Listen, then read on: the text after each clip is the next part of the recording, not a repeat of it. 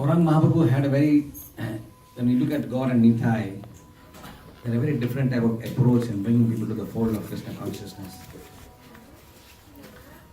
Mahaprabhu's stance was to bring more and more intellectuals of this world in the fold of Krishna consciousness. The Sreshthas, Prabhupada Rudra, Sarvam Bhattacharya, Keshav Kashmiri, Chand Kazi, right?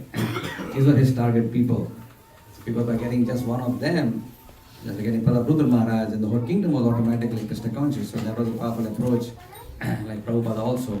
Just by getting one George Harrison into the movement, you got thousands of people in the fold of Krishna consciousness. You got a leader, a celebrity, and therefore everyone came.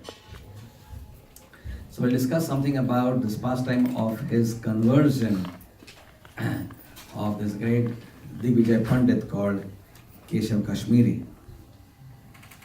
So the setting is that Nimai is sitting in the evening. It's almost sunset. See with a band of students, and they're discussing about his topic. As you know, Nimai is a grammar teacher. So he's teaching Vyakaran to his students, right? At that time, this Pandit Keshav Kashmiri, as the name suggests, he was hailing from Kashmir. Kashmir is even still today known for people who are Pandits there. So there are still mathas and different ashrams where, so it was a high seat of learning in India in those days. And he had taken this resolve that he will travel all over the country and challenge people in debate.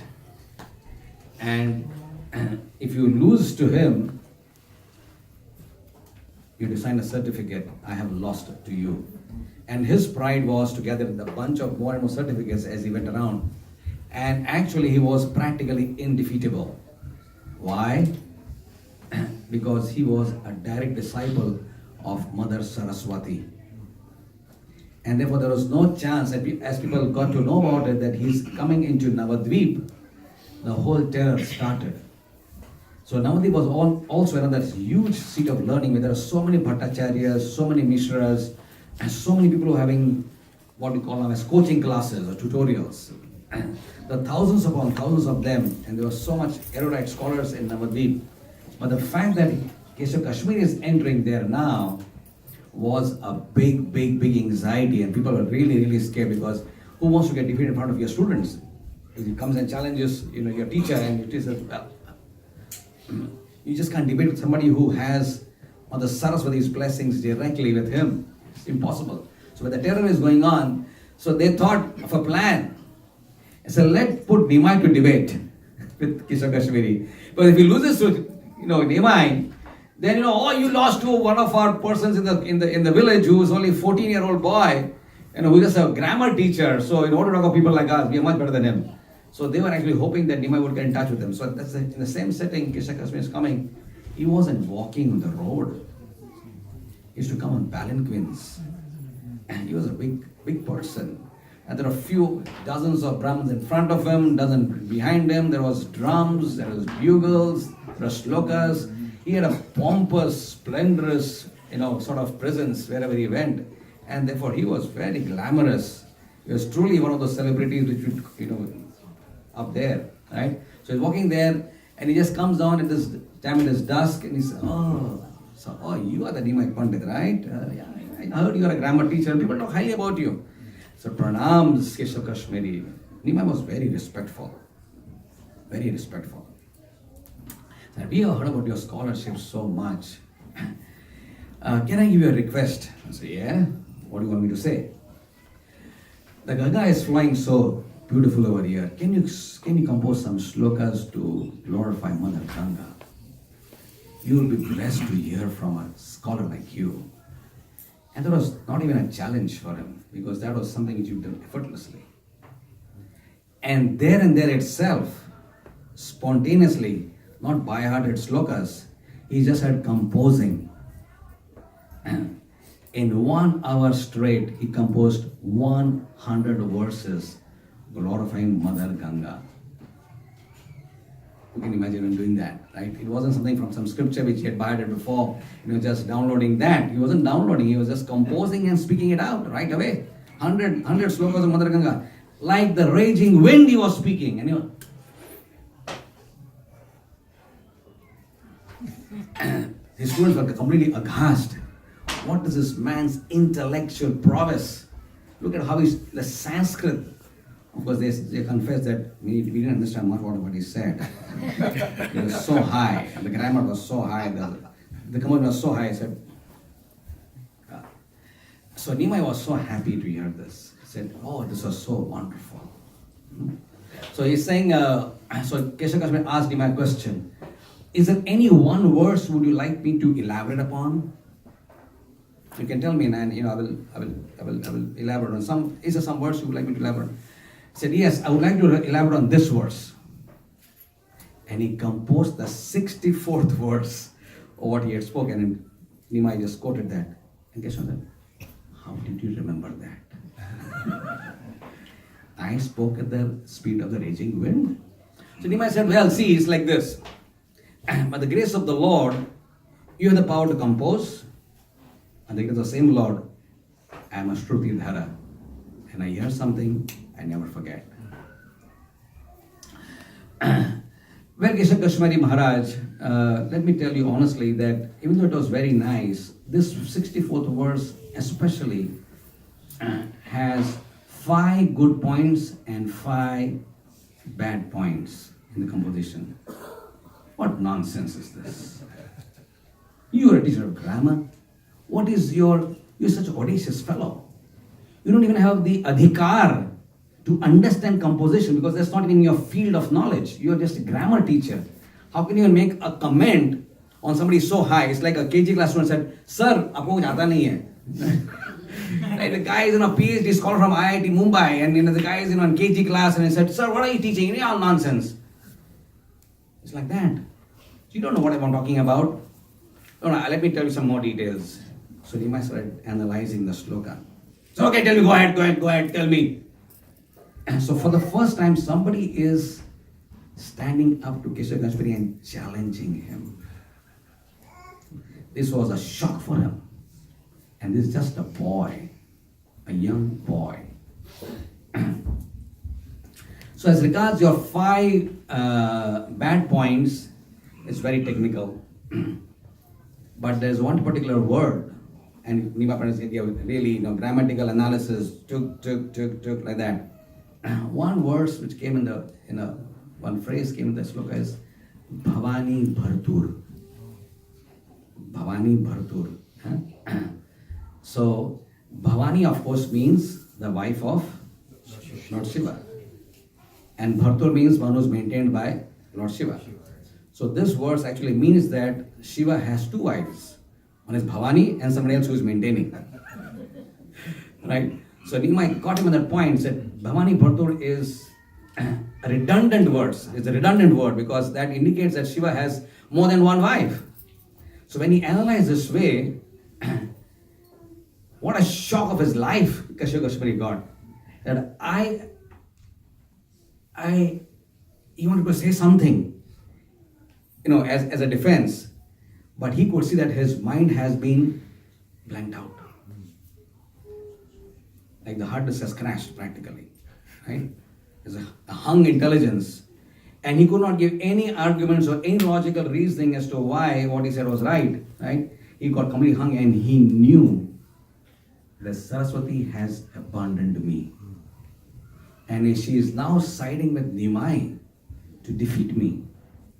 And he couldn't just understand why would Mother Saraswati leave me and go away when I'm talking to this boy.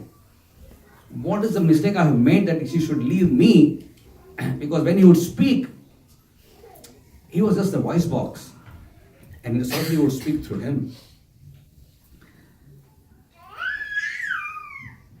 He was quite depressed. And Nimai said, okay, don't worry. You go back home. You look to be tired now, right? Take your rest. I meet tomorrow morning. We'll discuss further matters, right? As Nimai was speaking out these, he was, defeating him, crushing his false ego by giving out those points. All the students are laughing. now you speak. And as the student was laughing, Nimai said, no. He stopped them from laughing. He preserved. Nimai was so sensitive. He did not want his false ego to be crushed badly and publicly getting humiliated. So to preserve his dignity, he stopped his students from laughing at him and joking at him. Said, you look to be tired. You go home and we'll discuss more. As he went home, Nimai, Ishal was thinking something is really wrong. And he prayed and he prayed and he prayed to Saraswati. What happened? Why am I defeated by this boy? In the night, the merciful Mother Saraswati came in a dream vision and revealed, what I have always given you over the last so many years was not my highest blessings. What I have done today to you is my ultimate quota of blessings to you. Because the person you are talking to is the Supreme Personality of Godhead Himself. And it is I, your mother Saraswati, who actually bows down my head in humble supplication to this personality. Whatever knowledge I have is coming from, is the source of everything. Janmandyasya yataha, right? Is the source of all knowledge, of all beauty, of all renunciation, of all wealth. Everything comes from Sri Krishna. Ham sarvasya prabhavo matasvam pravartate iti mata bhajante ma mulbhav samandita. So for the first time, something revealed that this boy who looks so innocent, small, young Vyakaran teacher is the Supreme Lord Himself. He understood. He trusted Mother Saraswati's diagnosis that he is the Supreme Lord. The very next day in the morning, he rushed to the house of Nimai Pandit, fell flat at his feet, and I surrender. I am so glad that I have been defeated by you. And it is the ultimate blessing on me that today you have revealed that you are the Supreme Lord and that I am simply an insignificant servant. His false ego crushed. He accepted Nimai as his Lord and Master. And he already had known so much. Now he would use his knowledge for preaching rather than for gathering more certificates. He turned into a Vaishnava. And he used his knowledge to then bring more people to Krishna consciousness. Something similar happened with the Chand Kazi. Now here is the scholar, and here now we're talking about a Yavana.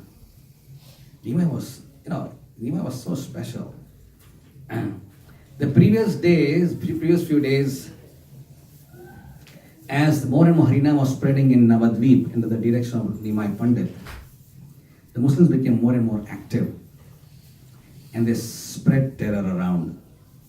Anybody who was seen publicly on the roads doing Harinam Sankirtan, they would beat them up, whip them, break the murdangas, run to the house, and sometimes even kill them. Right? So there was a huge amount of hate which these people had generated among the followers of Harinam Sankirtan, as was promoted by Lord Chaitanya. So Nimai would say, you go ahead, don't worry, you come on, you do Harinam, don't worry, I'm there. So they would go, but they would get very terrified because Muslims were very, very ferociously against these practices and public demonstrations of what they call as Hindu rituals.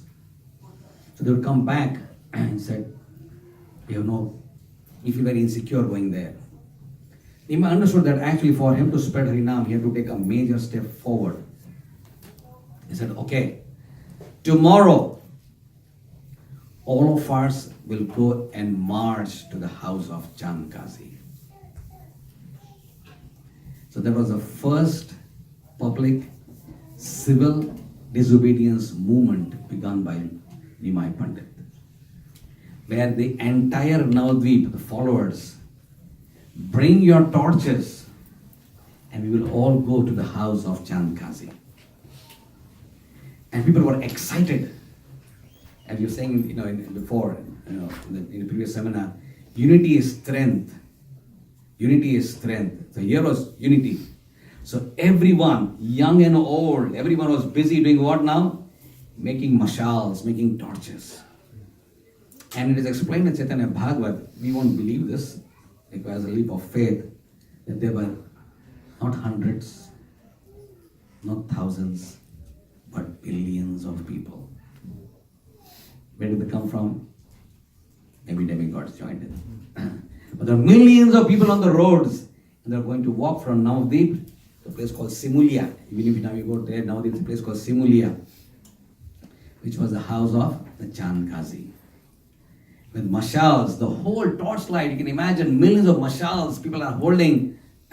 The whole sky was illuminated brightly. And as the kirtan is going on, Nimai performs this beautiful dance. And Gaur Nataraj, right? The best dancer. Krishna is also Vrindavan Natvar. So his dancing is going on, and Nimai is very tall. He was almost about 7 feet tall. So people from wherever they are in the whole parade, they could see Nimai dancing. And next to him is Nityananda, his dear associate, dancing. Along with him is Thakur Haridas dancing. So there's a beautiful dance going on, kirtan is going on, and people are just walking with complete confidence that now Nimai is with us, nothing to fear, right? And they go ahead marching forward towards the house of Chandkazi. And with the power of the unity now with them, as they come closer, the sound reaches the house of Chandkazi. I said, oh, why don't you just go and find out what's happening? It looks like some Hindu marriage is going on, and then there's some procession is going on. So he sent his soldiers to see what's happening. What happened was very wonderful. As they came closer to see what's really happening, the Kirtan is coming from one side, they started mingling as if they are like ordinary people, they started mingling and just trying for what's happening. As if they would see and want to do something wrong towards them, their beards would get fire. You get blisters on their faces. And just by seeing the mesmerizing impact of the entire activity, some Muslims started chanting, Hare Krishna, Hare Bol, Hare Krishna. So they were getting affected. They didn't know what's happening to them. Somehow, by the mystical power of the Lord, these people were completely anti type of people. They started chanting Hare Krishna irresistibly. People walking from the road, the doors are open. People just joined the procession. All the doors were open. All the doors were, unlocked. People just running out behind Nimai. And the thieves thought, good time to steal. No one in the house. But as the thieves would start coming out through the parade and wanting to enter the house, the moment they heard Harinam, they forgot that they were thieves. They forgot that they were thieves and supposed to do some theft. That was the power of the Harinam. Mahaprabhu said before he started his procession that I will create a downpour of love of God right now. What does Mahaprabhu Chaitanya fought in this world? He has come to flood the world with Krishna Prem. Not just few drops of Krishna Prem. Flood the world with Krishna Prem. And who can resist a flood? Nobody can resist a flood. When the flood comes in, everything gets swept in, right? Buildings, trees, animals, everything just gets swept. So whoever you are, Nastik, Astik, Muslim, this, that, any denomination of religion, everyone will be swept by this whole deluge of love of God that Mahaprabhu was bringing. And this is the first time in the history of human beings that love of God was brought on the roads and distributed publicly to everyone. First time in the history of mankind. Never done. That's why Kaviraj Goswami says, Anar pita charim chirat karunaya avatirna kalau samarpaitam unnato jorasam svabhakti shriyam.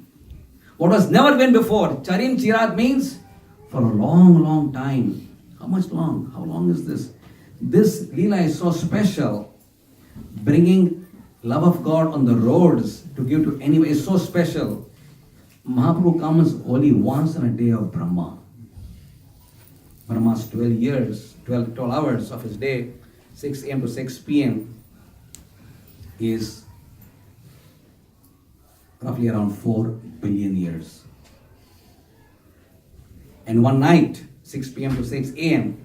is another 4 billion years. So actually it is 8.64 billion years that Mahaprabhu comes once. That's a long, long, long, long time. Right? With no other avatar gives, neither Narsingha Dev, nor Vaman Dev, nor Varaha Dev, nor Kurma Dev. Nobody comes and brings love of God. They come and destroy demons and establish basic principles of dharma. But nobody comes and gives Krishna Prem, which is the highest perfection of human existence. But that Mahaprabhu gives freely. Patra patra na dekhi sthana sthan. So here the whole march is going on. And Changas realizes that there's an attack on him now. And he hides. He just hides inside his house, right? And Chankas and Nimai Pandit goes there. And people are so much now agitated with what he had done. Said, and people start shouting this mantra. Kill the Qazi. Kill the Qazi. Kill the Qazi. As that sound is coming closer, he's getting completely petrified because he cannot. He has a few, maybe 100 soldiers there. And near on the roads are millions of people. What is a match? There's no match, right? So he just gets completely petrified and hides in his house. And they start destroying the gardens, destroying trees, destroying his palace. People are like, now, kill this man. He's the guy, he's the villain here, right? He might make them quiet.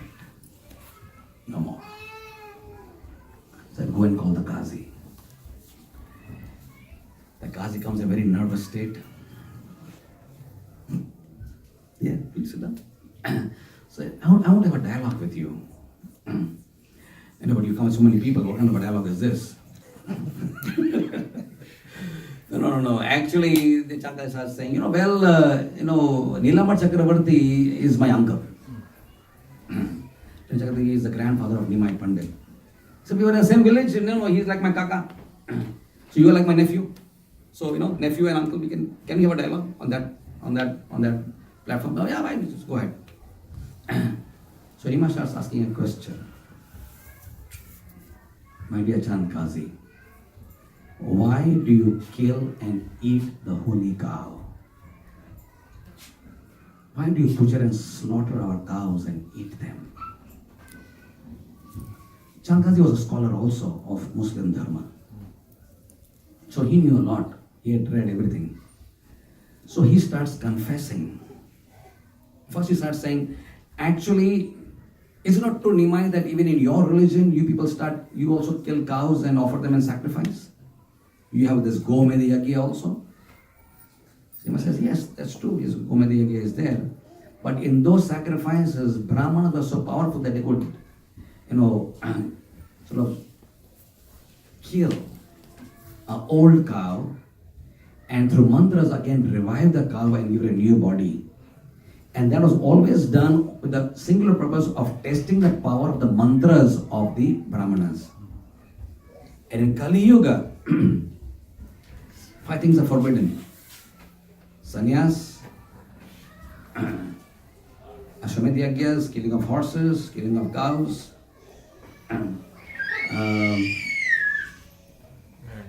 the person conceiving a child in your brother's wife, these things are not to be done in the age of Kali Yuga. So Chanda was satisfied with that. And yes, that makes sense. So he started saying that in our dharma also we have pravritti marga and nivritti marga. The path of enjoyment is called pravritti and the path of detachment is called nivritti. And our scripts also are full of imaginations and so many mistakes. And the dialogue goes on further. It's a detailed dialogue which goes on. And in the end, Chand Qazi has already heard from his soldiers before about the miraculous impact of Harinam. So Nimai asked a question to him, why didn't you attack us this time? When we coming, why didn't you attack us? You attacked us before, why didn't you do it today? He said, come aside. I want to talk to you separately. I'll tell you something, why I did not do that this time. No, you talk in front of all my associates. We are all part of family. So Chand Qazi went a little bit separate out inside and opened his shirt. And lo and behold, what did he see?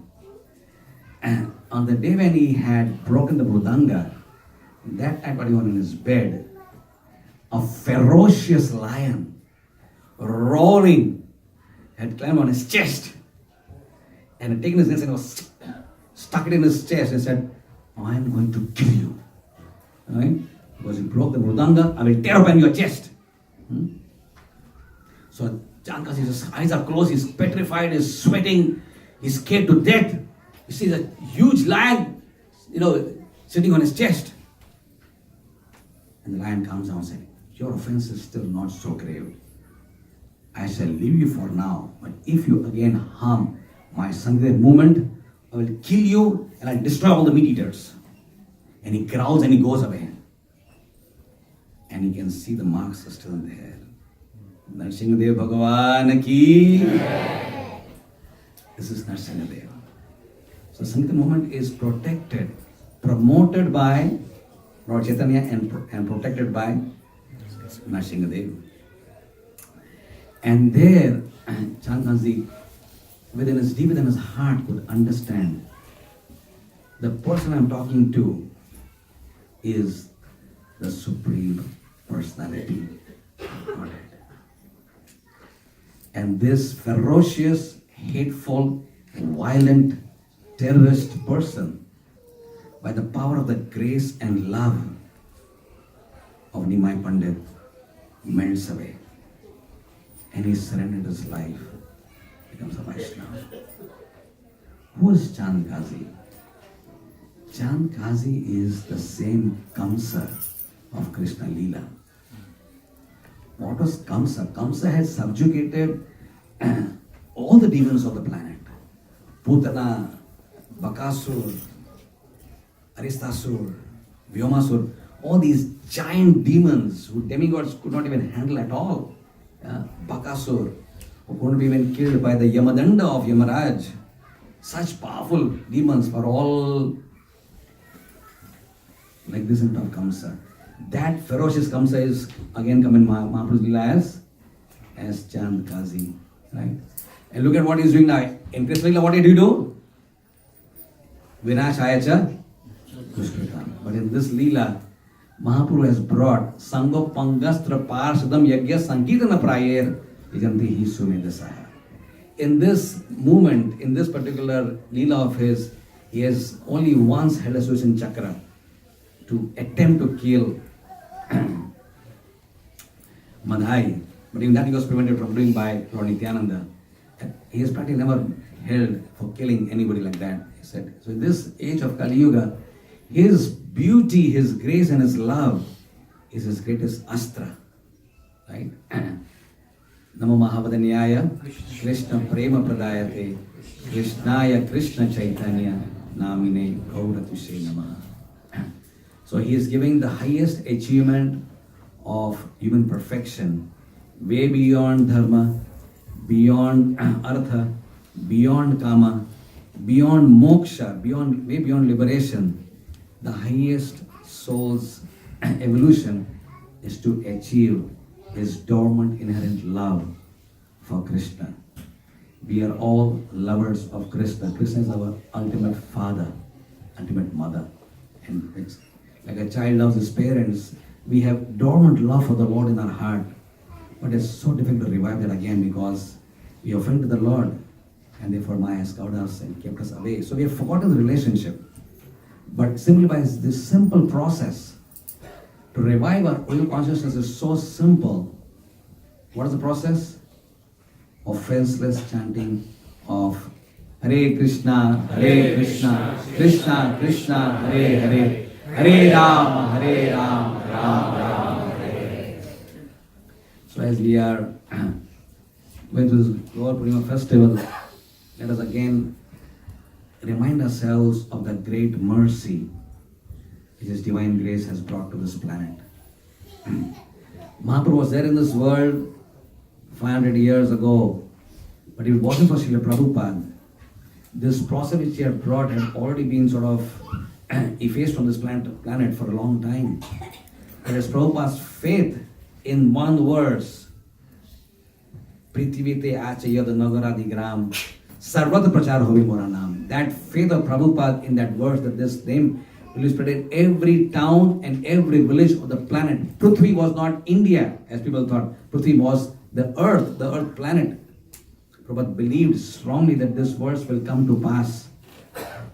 And he took this mantle upon himself, the responsibility that he would humbly assist the Lord in doing this. So on today's day, our heart overfloods with gratitude to Srila Prabhupada, who brought Gauravani Prachari. Our hearts bow down, our heads bow down in respect and gratitude to Srila Prabhupada for being the perfect representative and the carrier of the compassion of Gaur and Nitai. So let us always remain obligated, indebted. The great souls come to the world not and what can we give them?